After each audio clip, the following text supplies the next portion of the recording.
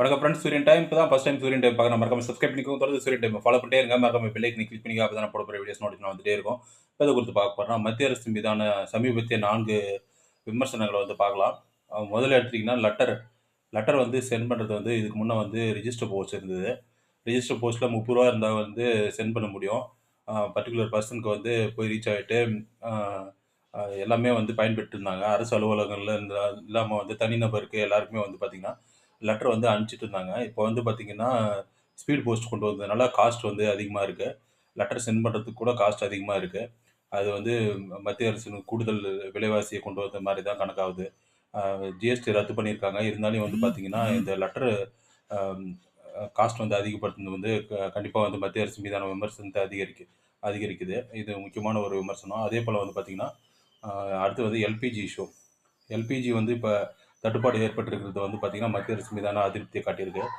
மத்திய அரசு வந்து இதுக்கு முறையான ஸ்டெப் எடுத்துருக்கணும். போர் வருதுன்னு சொன்னாவே எந்தெந்த பொருட்கள் வந்து இந்தியாவில் வந்து தட்டுப்படும், அதை எப்படி சரி பண்ணுறதுன்னு சொல்லி மத்திய அரசு வந்து ஸ்டெப் முன்கூட்டியே எடுத்துருக்கணும். இப்போ வந்து நிறைய இடங்களில் வந்து சிலிண்டர் தட்டுப்பாடு ஏற்படுற அபாயம் வந்து இப்போ பொதுமக்கள்லாம் பார்த்திங்கன்னா வாகனம் யூஸ் பண்ணுறவங்க வந்து சிஎன்ஜிக்கு மாறலான்னு சொல்லிட்டு தமிழக அரசு ஏற்கனவே சொன்னாங்க.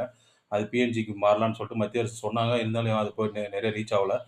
சிஎன்ஜிக்கு மாறது மட்டும் ரீச் ஆகிருக்கு. பிஎன்ஜிக்கு வந்து சிலிண்டர் இருக்கிறவங்களாம் மாறிக்கலாம் அப்படின்னு சொல்லிட்டு அதை அதிக அளவு விழிப்புணர்வு பண்ணணும். இது வந்து முக்கியமான மத்திய அரசினுடைய 2வது விமர்சனமாக பார்க்கப்படுது. அதே போல் வந்து பார்த்திங்கன்னா ட்ரெயின் டிக்கெட் எடுத்துக்கிட்டிங்கன்னா ட்ரெயின் டிக்கெட் வந்து ரூ. 10 வந்து உயர்த்தியிருக்காங்க. அது வந்து பார்த்திங்கன்னா இப்போ கூடுதல் சுமையை ஏற்படுத்தி கொடுக்குது. ட்ரெயின் டிக்கெட்டு ரூ. 10 கூடுதலாக ஏற்படுத்தி கொடுத்துருக்கனால வந்து மக்களுக்கான செலவு வந்து அதிகரிக்குது.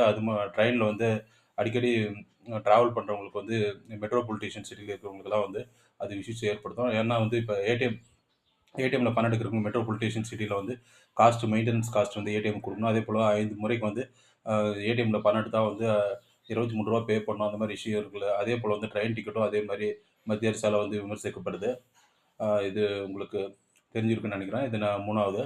4வதாக எடுத்திங்கன்னா இப்போ ஃப்ளைட் டிக்கெட் வந்து லண்டன் போகிறதுக்கு வந்து டிக்கெட்டு சார்ஜ் வந்து அதிகப்படுத்தினாங்க. சமீபத்தில் வந்துச்சு. இப்போ வந்து பார்த்திங்கன்னா இதே இஷ்யூனால் வந்து ட்ரெயின் டிக்கெட்டும் அதிகரிக்கிறது போல் வந்து ஃப்ளைட் டிக்கெட்டும் வந்து அதிகரிக்குது அப்படின்னு சொல்லி மத்திய அரசு அறிவிச்சிருக்காங்க. அதை வந்து கட்டுப்படுத்துறதுக்கு வந்து மத்திய அரசு முடிவு எடுக்கணும். டைகர் ஏர்வேஸ் அந்த மாதிரிலாம் கொண்டு வந்தால் வந்து ஃப்ளைட் டிக்கெட் வந்து கொஞ்சம் கண்ட்ரோல் பண்ண முடியும். ஃப்ளைட் டிக்கெட்டு, ட்ரெயின் டிக்கெட் அதெல்லாம் வந்து கண்ட்ரோலில் பண்ணணும். அதே போல் லெட்டர் விஷயங்களும் அதெல்லாம் கவனிச்சிருக்கணும். இதெல்லாம் முக்கியமான மத்திய அரசின் மீதான விமர்சனங்கள். இது போன்ற அப்டேட் மற்றும் விழிப்புணர்வு தகவலுக்கு தொடர்ந்து சூரியன் டைமை ஃபாலோ பண்ணிட்டே இருங்க. சூரியகுமார், சூரியன் டைம். தேங்க்யூ.